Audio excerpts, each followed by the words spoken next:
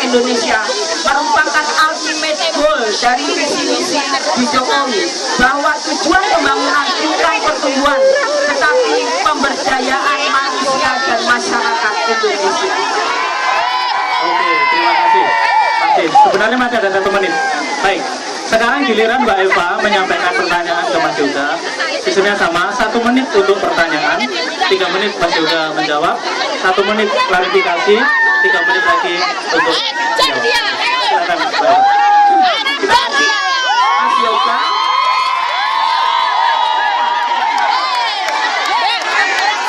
Terima kasih Mas Yoga. Saya mohon penjelasan bagaimana posisi perempuan dan anak di dalam visi misi Mas Yoga atau Pak Prabowo, karena yang saya tahu perempuan hanya pada posisi untuk dilindungi tapi tidak diberdayakan. Yang kedua, bagaimana mau diberdayakan kalau konsep yang dikemukakan adalah ketahanan pangan dan bukan kedaulatan pangan. Oke. Terima kasih. Oh, teman-teman tenang ya. Pertanyaannya, jika saya menjawab, jadi yang saya sampaikan di depan barusan itu belum mencakup semua visi dan misi karena memang dari keterbatasan waktu. Nah, Pak Prabowo ini visi misi itu sangat menitik beratkan kepada perlindungan dan pemberdayaan wanita dan anak. Bukan hanya yang ada di Indonesia saja, tapi juga di luar negeri. Nah, apa sih sebenarnya yang akan dilakukan oleh Pak Prabowo dan Pak Hatta di Indonesia itu dengan adanya ketahanan dan kedaulatan? Ini sebenarnya saya koreksi ya Bu ya. Jadi bukannya ketahanan, kedaulatan juga. Karena bukan hanya kita mengatakan bahwa kita akan swasembada pangan, tapi kita juga bisa mengekspor ke luar negeri juga untuk pangan dan sandang dan papan juga untuk dari Indonesia. Nah, di visi Pak Prabowo kita ingin meningkatkan kekuatan dari tiap-tiap desa di Indonesia. Makanya Pak Prabowo mengatakan bahwa di tiap desa di Indonesia itu akan diberikan minimal 1 miliar rupiah. Itu sudah dari dulu. Itu supaya pemberdayaan desa yang ada di Indonesia itu lebih berkelanjutan, supaya bukan hanya laki-laki yang akan keluar bekerja, tapi juga perempuan juga bisa bekerja. Teman-teman harus ingat, kalau misalnya kita di dalam desa tersebut itu bukan hanya laki-laki yang bisa bekerja, karena perempuan itu juga majority of the workforce atau buruh migran yang ada di Indonesia. Jadi itu yang akan Pak Prabowo Hatta itu tekankan lagi, supaya di dalam desa-desa teman-teman semua itu ada sebuah kekuatan, bukan hanya agraria, tapi juga desa-desa yang berkebunan itu ada unggulannya itu apa? Misalnya di unggulan sawit yang ada di Sumatera, kemudian di Jawa itu unggulannya beras, kemudian ada juga di Nusa Tenggara Barat itu unggulannya adalah ternak. Dan ini yang kita akan lihat bagaimana pemetaan ini supaya tiap-tiap desa bisa memiliki produk unggul, dan bukan hanya laki-laki yang bekerja di sana, tapi perempuan juga bisa diberdayakan, bukan diperdayai. Terima kasih. Oh, masih ada setengah menit. Ya cukup. Oh, cukup. Oke, Mbak Eva. Oke Mas Yoga, di dalam visi misi Pak Prabowo hanya BMI atau Buruh Migran Indonesia hanya disebutkan sebagai anak kalimat, yaitu akan memberikan perlindungan kepada buruh termasuk BMI. Tidak ada elaborasi seperti yang baru diceritakan oleh Mas Yoga di sana.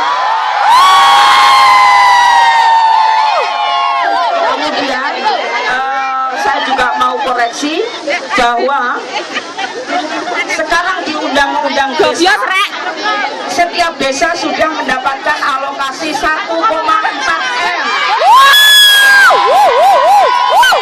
Kenapa Pak Prabowo kok hanya memberikan Aduh.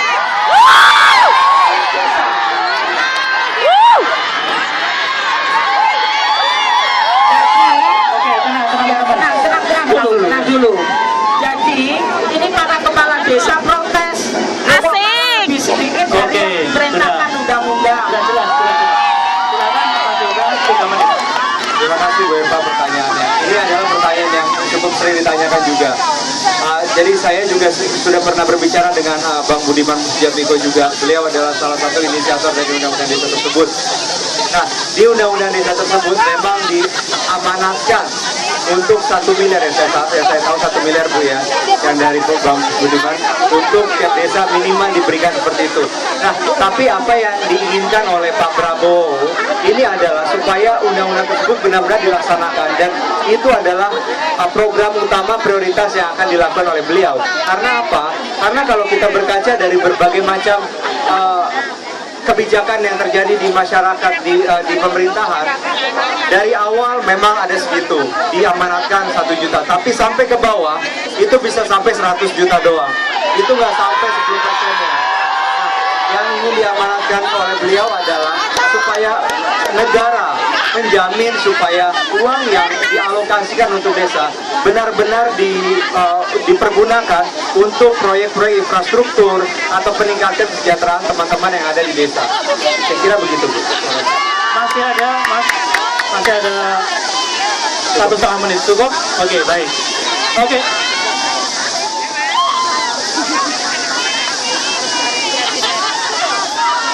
Baik, teman-teman. Tujuan acara ini seperti disampaikan Mbak Eni dan Mbak Sring yang lain tadi, kalian mendengar, kalian mengamati, kalian menilai masalah benar, nyambung atau enggak, itu kalian bisa mengerti sendiri. Sekarang waktunya berapa menit Mas Tommy untuk sesi yang ini? 20 menit ya. Baik, ada 20 menit untuk kalian. Nah, saya agak bingung ini. Kalian yang bertanya, saya minta tolong Mbak Eni di mana nih Mbak Eni? Oke, Roma, kita harus buat aturan dulu ya. Aturan pertama, pertanyaan tidak boleh mengulang apa yang sudah ditanya. Iya. Oke, kalau pertanyaannya sama, Romo maupun saya punya hak untuk mengatakan sudah ditanyakan. Yang kedua, pertanyaan tidak boleh kepada salah satu, tapi kepada dua-duanya. Nah, yang ketiga, ketika bertanya, mohon singkat, padat, jelas. Maksimum 1 menit untuk pertanyaan. Ya.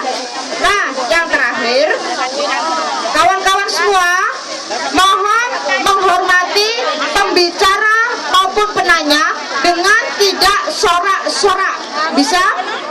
Kita paham kan? Cara kita untuk paham adalah mendengar. Jadi tolong ambil pulpen, dicatat. Setahun, 2 tahun, 3 tahun kita akan menagih apapun yang sudah disampaikan di panggung ini, ya. Oke, promonya kok hilang. Oke, pertanyaan akan kita buat acak, ya. Pertanyaan bisa dari sini, sini, karena hanya ada 20 menit. Berarti kita maksimum berapa, Romo? 4 pertanyaan. Iya, kita mulai 2 pertanyaan dulu. 2 pertanyaan dan 2. Oke. Ya, Romonya yang akan mungkin. Baik, kasihan Mbaknya sudah dari tadi. Jadi, ya kamu ya. Nah. Maju aja, maju ya. Saya harap tidak curhat, tapi langsung bertanya. Terkadang itu curcol. Oke, silakan. Assalamualaikum warahmatullahi wabarakatuh. Saya mau bertanya kepada kedua tim ses ya. Ini apa namanya, di airport Suta itu ya, itu rawan sekali terjadi pemerasan dari pihak Terminal 3. airport. Apa yang akan tim ses lakukan untuk menghadapi tentang pemerasan yang ada di airport terutama Oke, Suta? pemerasan di airport jelas. Terima kasih Mbak. Betul. Di sana. Oh ya udah Mbak. Kamu ya kamu. Nah, maju aja.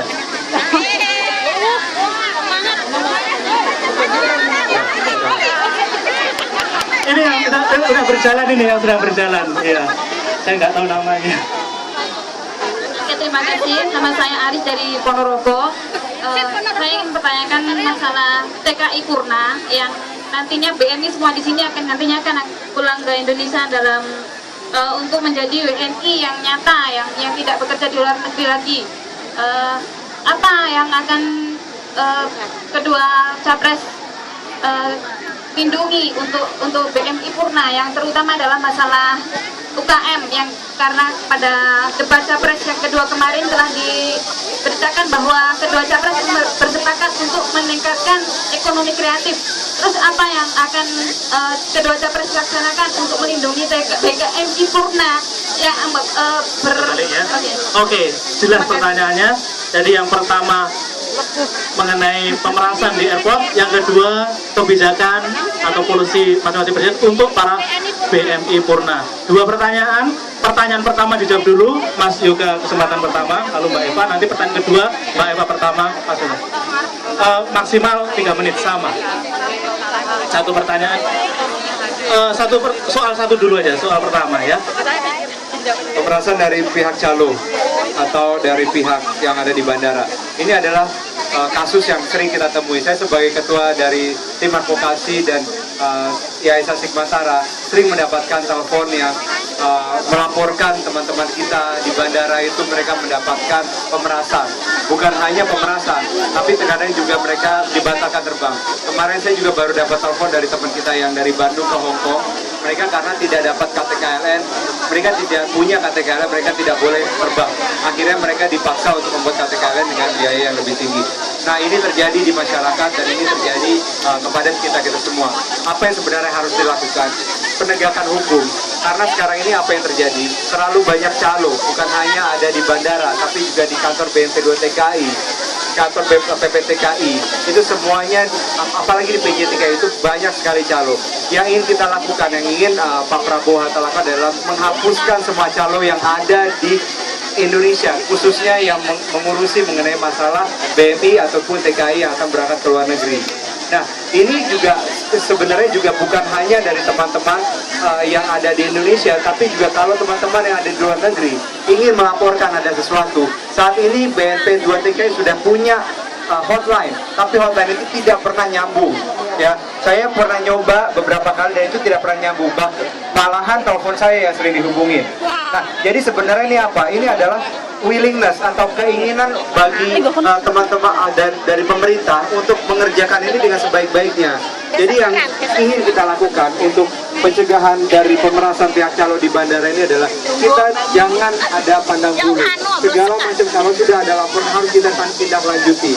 Karena kalau misalnya kita sudah di bandara itu kita nggak bisa ngapa-ngapain. Kalau sudah ada calo di depan kita nggak boleh berangkat ya kita tinggal ya udah deh saya bayar aja.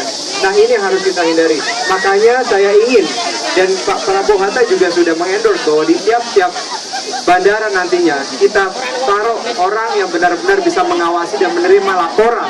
Kalau misalnya ada tindak pemerasan langsung lapor itu dan langsung bisa ditindaklanjuti. Terima kasih. Terima kasih Mas Yoga. Sekarang Mbak Eva. Sumber pemerasan ada dua. Yang pertama terminal yang khusus untuk para TKI. Benar. Ke depan kita tidak menginginkan lagi ada diskriminasi para BMI. Benar, Jos. Jalur khusus yang ternyata merupakan pelembagaan pemerasan bagi para TKI. Betul. Pak JKWJK menghendaki agar dievaluasi dan bahkan merekomendasikan dihapus terminal khusus untuk para TKI. Yang kedua, pelembagaan berikutnya adalah KTKLN itu sendiri. Sehingga ke depan kita juga ingin supaya sumber dari pemerasan berupa KTKLN juga harus dihapus. Betul. Tidak adanya media untuk mafia-mafia bekerja, insya Allah ke depan kita akan bisa sedikit meringankan tidak adanya media bagi para mafia-mafia tersebut untuk memeras para BMI maupun para TKI. Sehingga di dalam undang-undang atau revisi undang-undang PPTKLN kita mengajukan negara harus mengurus rakyatnya, jangan diberikan kepada swasta. Karena amanat perlindungan itu diberikan diamanatkan kepada negara, bukan kepada swasta. Itu yang kita inginkan. Terima kasih. Nah, selanjutnya pertanyaan kedua terkait dengan perlindungan dan meyakinkan purna penempatan. Berarti setelah pulang ke Indonesia ya. Sekali Mbak Eva dulu ya. di dalam revisi Undang-Undang PPTKELN bahwa perlindungan untuk Purna dimulai ketika dia belum berangkat. Kalau pembekalan juga diberikan termasuk bagaimana mengelola ekonomi rumah tangga, bagaimana juga mempunyai akses terhadap perbankan, sehingga nanti ketika dia pulang tidak menjadi nol lagi, tetapi sudah ada infrastruktur sosial yang menjamin mereka untuk bisa mengelola modal dengan baik, untuk juga mempunyai akses terhadap kesehatan atau BPJS, dan juga mempunyai akses terhadap departemen-departemen tenaga kerja yang ada di daerah masing-masing. Konektivitas dan menghadirkan negara ini bukan hanya ketika mereka pulang, tetapi disiapkan ketika mereka sebelum berangkat ke luar negeri. Jadi tidak bisa kemudian kalau kita harapkan tiba-tiba mereka pulang lalu semuanya tersedia. Kita harus memulai perlindungan Purna TKI itu ketika mereka belum berangkat, sehingga pembekalan juga termasuk pembekalan yang berkaitan dengan mengelola ekonomi keluarga maupun UKMK, dan kita menchannelkan atau mengkonekkan dengan departemen-departemen atau dinas-dinas tenaga kerja yang ada di tempat masing-masing. Saya bisa laporkan di sini bahwa di dapil saya Blitar sudah terbentuk 4 koperasi Purna TKI yang mendapatkan akses di dinas tenaga kerja. Hal itulah yang akan dilembagakan dan akan diakomodasi di Undang-Undang PPTKILN. Terima kasih. Oke, terima kasih. Mas Yunga. Ya, sebelumnya saya juga mau klarifikasi bahwa di tim revisi Pansus itu juga ada anggota dari PAN dan Gerindra. Dan kita juga sangat-sangat concern terhadap revisi tersebut, dan saya ingin mengatakan bahwa apa yang kita inginkan di sini segala macam PTKI Purna dan bagaimana perlindungan dan juga bagaimana pelembagaan mereka itu juga kita inginkan supaya itu cepat-cepat dilaksanakan setelah pemilu 2014. Itu yang pertama. Yang kedua, kembali ke pertanyaan, bagaimana TKI Purna supaya setelah kembali ke Indonesia itu tidak kembali lagi menjadi TKI atau BMI ke luar negeri. Yang diinginkan adalah 2. Yang kita inginkan pertama, kita berikan skill development kepada teman-teman selagi mereka ada di luar negeri. Kemudian yang kedua, kita berikan kredit usaha kerja kepada mereka setelah mereka kembali ke Indonesia. Nah, Pak Hatta Rajasa sebagai Menteri Perekonomian sangat concern terhadap hal-hal yang berhubungan dengan kewirausahaan. Beliau mengatakan bahwa dengan adanya Indonesia, di Indonesia itu kita sangat-sangat kurang adanya wira swasta. Jadi kita ingin supaya teman-teman yang bekerja di luar negeri dan sudah siap memiliki modal yang cukup, itu bisa kita bantu untuk membangun kedewasaan dan juga kesejahteraan mereka supaya mereka bisa lebih mandiri ke depannya. Itu yang pertama. Yang kedua, kita juga ingin mendorong adanya beasiswa kepada anak-anak dari TKI atau BMI yang ada di Indonesia yang ke luar negeri. Ya, jadi teman-teman yang ada di sini itu tidak perlu lagi takut bahwa anak saya gimana sekolahnya, karena di sini adalah concern utama yang saya tahu dari teman-teman di sini adalah mau biayain uang kuliah anak-anaknya yang ada di Indonesia. Begitu kan? Nah, jadi yang ingin kami dorong adalah supaya kesejahteraan itu teman-teman di sini jangan lagi berpikiran banyak-banyak lah. Kita di sini juga nggak mau selamanya kan ya di luar negeri, tapi kita pengen supaya kita kembali pulang ke Indonesia. Nah, jadi ada 2 hal itu. Pertama, kita develop skill atau keahlian teman-teman. Boleh itu macam-macam apa aja, boleh itu menjahit, boleh itu tata rias, sehingga mereka saat ke Indonesia bisa menjadi buka salon, buka restoran. Dan itu duitnya dari mana selain dari modal yang dikumpulkan sekarang ini juga diambil dari KUK atau kredit usaha kecil yang kami berikan khusus kepada TKI yang Purna dari luar negeri. Yang kedua adalah beasiswa kepada anak-anak TKI yang sedang bekerja dinas di luar negeri. Saya kira begitu. Terima kasih. Terima kasih. Jangan sembung bawa Ada 2 pertanyaan lagi. Saya mulai dari yang pojok sana. Nah, saya tahu namanya, Sailo. Ya. Sabar. Silakan. Nyambung mas jawabanmu singkat dan jelas. Kagak nyambung. Apa dadak? Dua jari loh. Nomor 1 pilih kamu, presiden pilih nomor 2. Kepada Ibu Eva Sundari dan juga Pak Yoga, saya ada 2 pertanyaan kepada calon presiden Jokowi dan juga Prabowo. Yang pertama adalah tentang perampasan tanah, di mana sekarang sedang diperjuangkan oleh ibu-ibu yang ada di Rembang. Yang kedua, tentang kesehatan terhadap rakyat miskin yang sedang diperjuangkan oleh kawan Jenghin, yang mereka sudah ditolak oleh rumah sakit, kemudian sekarang baru dibawa ke rumah sakit itu. Apa terhadap mereka ke depannya? Udah, Oke. itu saja. Yang di belakang sana, baik, berbaju hitam, silakan. Iya, kita terbatas. Pak. Oke, ya, singkat. Assalamualaikum warahmatullahi wabarakatuh. Bisa aku boleh ke? Salam BMI. Terima kasih. Kene colok kemana? Biar Colok kemana? saya sebagai warga negara Indonesia yang nggak mau golput, lagi bingung mikir pilih yang mana. Jokowi. Rasanya itu saya kalau melihat dari visi dan misi yang diberikan oleh nomor 2 cocok sekali. Caranya kita belum tahu. Visi dan misi yang nomor pertama itu juga baik sekali, semua visinya baik. Dan saya di tengah-tengah sini cuma bertanya. Yang kedua, saya minta dan mohon kepada timnya Bapak Jokowi yang mendukung Jokowi dan semua legislatifnya Jokowi, kami berharap BMI dinomorsatukan. Dan yang kedua, sifat dari kesederhanaan Pak Jokowi, merakyatnya Pak Jokowi, dan jangan Pak Jokowi tidak banyak omong itu. Pertanyaannya untuk kedua calon. Ya, enggak. Pertanyaan yang sama itu untuk kedua. Tidak boleh hanya satu pertanyaan untuk satu calon. Jadi pertanyaan sama.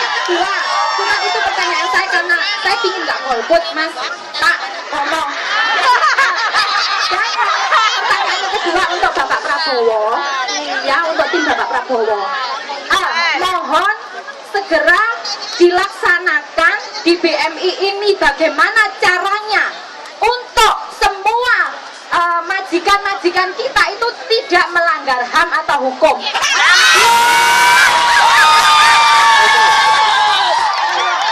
Adil kalau begitu adil. Jadi Terima masing-masing kasih. dapat ya. Wassalamualaikum warahmatullahi wabarakatuh. Terima kasih. Siapa yang terpilih? Cukup jelas. Jadi pertanyaan yang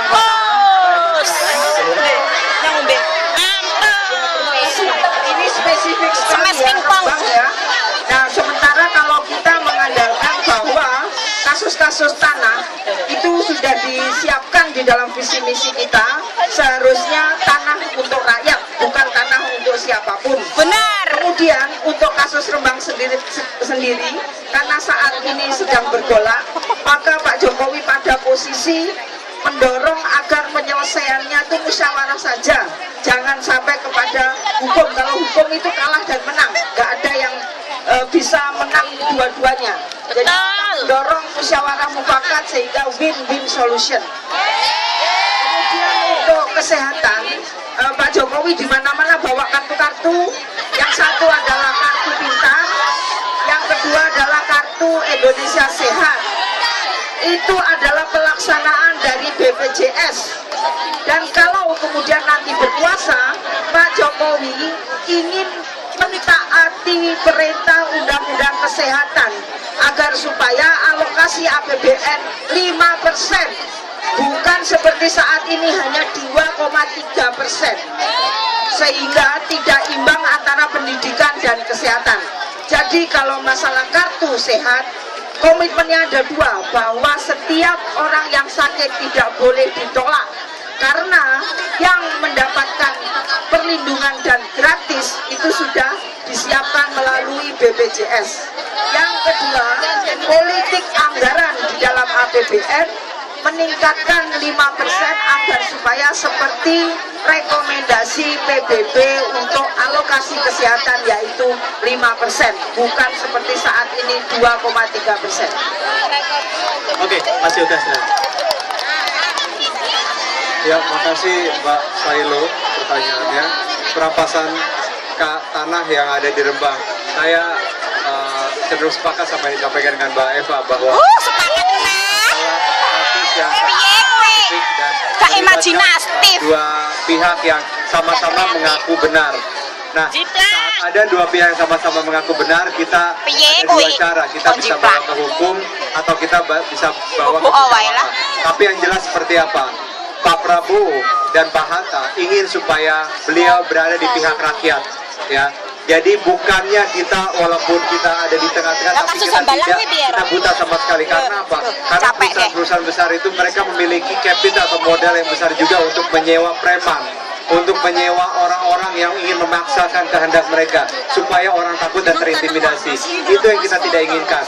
Jadi apa yang akan kita lakukan adalah kita akan memberikan advokasi kepada teman-teman kita di Rembang supaya permasalahan agraria ini bisa terlaksana sebaik-baiknya. Ya. Kemudian yang kedua mengenai kasus ada teman kita yang ditolak oleh rumah sakit. Sebenarnya mohon maaf Bu Eva ya, saya sebagai orang Jakarta dan saya banyak menerima laporan juga. Saya bukan bias, tapi ada banyak teman-teman kita yang sudah memegang kartu Jakarta Sehat itu juga masih ditolak oleh rumah sakit. Saya tidak mengatakan bahwa polisi atau kebijakan kartu Jakarta Sehat ini itu salah, tapi saya mengatakan bahwa mungkin ini belum sempurna, ya. Di level nasional sebenarnya seperti yang dibilang sama Bu Eva adalah kita sudah memiliki BPJS yang sudah disahkan oleh parlemen yang terdiri dari berbagai macam partai yang ada di DPR itu. Dan di BPJS itu sudah mencakup sebenarnya seluruh warga negara Indonesia yang ada di Indonesia dan di luar negeri. Jadi teman-teman di sini jangan khawatir karena BPJS itu kalau misalnya kita tidak mampu untuk ke rumah sakit tidak mungkin akan ditolak oleh rumah sakit, ya. Itu adalah amanat dari Undang-Undang Kesehatan yang baru disahkan oleh DPR. Saya kira begitu. Oke. Langsung pertanyaan nomor 2, ya. Pertanyaan nomor 2. Iya langsung. Jadi yang pertanyaan tentang Pak Jokowi saya nggak bisa jawab ya. Karena pertanyaan tadi sudah dipisah, jadi sudah dipisah. Ya. Jadi yang saya jawab tentang Pak Prabowo, segera laksanakan. Jadi gini, di Indonesia itu kita ingin supaya adanya penegakan hukum yang jelas pada setiap orang, ya, nggak pandang bulu siapa. Dan itu juga berlaku di luar negeri. Kita bisa lihat kasus banyak ya, yang ada di Hong Kong, yang ada di Singapura, yang ada di Arab Saudi. Mereka itu mendapatkan siksaan bukan hanya dari majikan, tapi sejak mereka ada di dalam PJTKI itu sudah mendapatkan siksaan, bukan hanya siksaan fisik tapi juga siksaan batin. Nah, ini yang ingin kita tekankan bahwa kalau misalnya ini kita bisa, kita harus perlakukan ini dengan sangat-sangat khusus. Di dalam PJTKI ini kita harus bentuk sebuah kesadaran bahwa mereka itu bukanlah sebagai budak, tapi mereka ini adalah sebagai klien dari PJTKI tersebut. Karena dari TKI atau calon TKI yang ada yang sedang pelatihan ini, mereka itu seyogianya adalah konsumen dari PJTKI tersebut dan mereka yang ngasih duit ke PJTKI tersebut. Jadi ini harus dibalik mindsetnya. Jadi kita bukannya sebagai budak atau yang mengemis-ngemis uang, tapi kita adalah customer. Kita adalah orang yang memberikan uang buat mereka. Dan dengan adanya mindset ini, orang-orang yang dari PJTKI itu tidak lagi bisa berusaha semena-mena dengan kita. Yang kedua, bagaimana dengan luar negeri? Ini perlu adanya ketegasan dari seorang kepala negara. Disinilah diperlukan ketegasan. Kita sebagai warga negara Indonesia di luar negeri tidak mau teman-teman kita yang ada di luar negeri ini diperlakukan semena-mena aja. Dengan memiliki seorang pemimpin yang tegas, pemimpin yang kuat, kita bisa menekan negara lain bahwa, loh, lihat, ini negara saya, ini warga negara saya. Mereka sudah memberikan bantuan dan mereka sudah memberikan kontribusi kepada negara kamu, dan tolong dijaga dan jangan diinjak-injak hukum dan HAM-nya. Oke, Mbak Eva, pertanyaan untuk Pak Jokowi. ada permintaan agar mempertahankan kesederhanaan dan merakyat. Teman-teman tahu bagaimana Pak Jokowi langsung memecat kepala sekolah yang dimana siswanya Rangga meninggal? Ya, teman-teman masih mengikuti nggak ketika Mendagri meminta supaya Lurah Susan dipecat karena agamanya? Teman-teman tahu nggak bagaimana sebuah gereja di Jakarta Barat dipertahankan agar tetap menjadi gereja walaupun di demo oleh kelompok intoleran? Apakah itu bukan suatu ketegasan dari Pak Jokowi?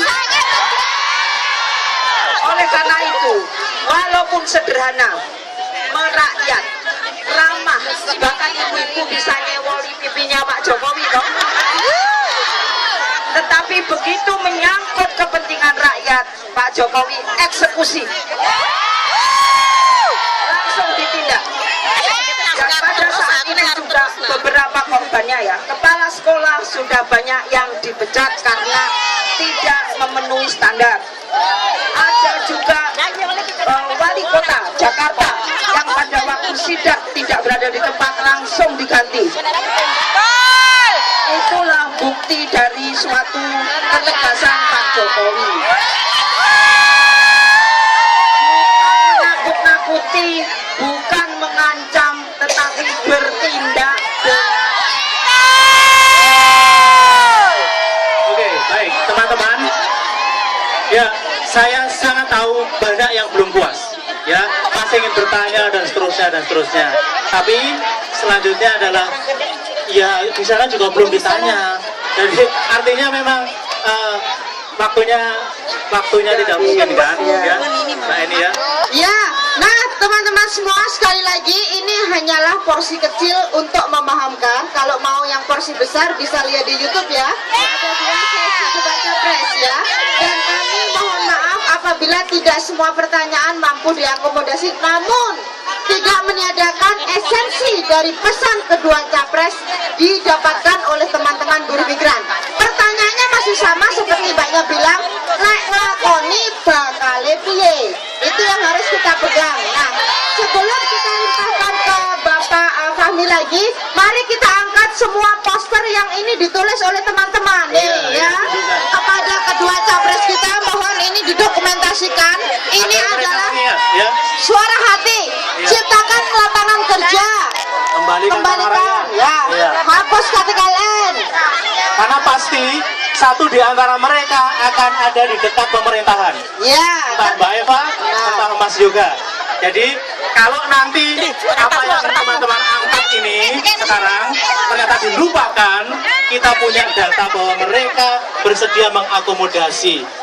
Oke? Oke, mari kita yel-yel sebentar Romo hanya untuk menyemangati buruh migran Indonesia. Bersatu, berjuang sampai menang. We are workers. We are workers. Undang-Undang 39 cabut sekarang juga. KLN hapus KTKI. Kontrak mandiri HBI. Kontrak mandiri tanpa agensi. Itulah tuntutan kita yang paling terakhir yang tidak kalah penting, ciptakan lapangan kerja. Cipta kerja. Ciptakan lapangan kerja, bukan ekspor tenaga kerja. Terima kasih, kami kembalikan kepada Bapak Fahmi. Terima kasih Emi dan Romo. Tibalah kita pada sesi terakhir, yaitu pernyataan penutup dari masing-masing tim sukses. Waktunya sama, 3 menit untuk masing-masing untuk menyatakan pernyataan penutupnya. Dimulai dari Bapak Yoga, kemudian Ibu Eva. 3 menit dari sekarang, silakan. Ya, saya ingin menyampaikan bahwa proses dari pemilihan presiden tanggal 9 Juni 2014 di Iya. Kembali ke sana. Salam 2 jari. berdemokrasi bangsa kita. Ya, saya melihat banyak kecenderungan dan antusiasme teman-teman kita yang ada di Indonesia maupun di luar negeri untuk ikut memilih khususnya untuk tahun ini. Ya. Jadi teman-teman di sini saya ingin berpesan, pertama yang paling utama itu adalah siapapun yang menang nanti, siapapun apakah itu calon nomor 1 ataukah calon nomor 2, kita tetap berusaha, kita tetap bersaudara, ya. Karena apa? Teman-teman saya sudah melihat di Facebook, di Twitter, Salam 2 jari. nomor 2 itu perang. Jadi teman-teman harus ingat bahwa 1 dan 2 itu hanya berlaku sampai 9 Juli 2014. Selebihnya kita tetap bersaudara lagi. Jadi nanti teman-teman yang sudah unfriend, unfollow, teman-teman itu nanti setelah 9 Juli silahkan nanti di-erat lagi. Habis pemilu. Itu yang pertama. Yang kedua, saya ingin atas nama tim Prabowo Hatta, saya ingin mengajak teman-teman, marilah kita bersatu padu. Karena untuk saya pribadi dan dari banyak teman-teman yang ada di sini juga, kita merasa bahwa negara kita adalah negara yang memiliki potensi yang luar biasa besar. Untuk itu kita memerlukan pemimpin yang sangat-sangat tegas dan kuat. Salam 2 jari. 10 tahun belakangan ini kita merasakan gergetan. Kok pemimpin kita, presiden kita adem-adem ayem aja gitu ya. Presiden kita tuh nggak ngapa-ngapain. Mau ada TKI yang udah dibunuh di Arab Saudi kok diam-diam aja. Presiden kok diam-diam aja. Nah, makanya dengan adanya teman-teman yang ada di sini, kita ini harap tenang. Silakan Mas Yoga. perjanjian ya. Silakan Mas Yoga. Kita ingin mengajak bahwa teman-teman, marilah kita bersatu-satu mendukung presiden atau calon presiden yang memiliki integritas dan juga memiliki kekuatan dan kepentingan hukum yang jelas, yaitu nomor 1. Jawabannya gak nyambung. Masih ada 4 Pertanyaan kalau jawabannya gak bisa. Itu aja, terima kasih. Udah capek kali. Gobios. Silakan. Waktunya mulai. Salam 2 jari. Jokowi pengen ke depan ada kepribadian yang dibangun, gotong royong, persatuan, Trisakti Bung Karno. Jadi kalau nanti Pak Jokowi menang, kita akan ajak Pak Prabowo bergabung ke dalam. Kita tidak mau hanya karena coblosan tanggal 9 lalu orang terbaik dari Indonesia lalu ngilang. Enggak. Gotong royong. Yang kedua, kita pengen semuanya dingin. Ini adalah pesta demokrasi, bukan perang-perangan. Oleh karena itu, bolehlah berantem di sosmed saja. Jangan sampai orang mau ibadah diserang. Rosario kok diserang. Ya. Jadi mari kita bangun gotong royong, persatuan, Pancasila, dan tentu saja Indonesia hebat. Pancasila kita berwarna-warni bukan merah. Pancasila kita berwarna-warni bukan merah. Nyanyi ya. Bukan. Semuanya bersatu ya. Jangan sampai. Indonesia Raya. 1 menit. Oh 1 menit. Yuk, semuanya bisa nyanyi. Pancasila, akulah pendukungmu, patriot proklamasi, sedia berkorban untukmu. Pancasila dasar negara, rakyat adil makmur sentosa, pribadi bangsaku. Ayo maju, maju, ayo maju, maju, ayo maju, maju.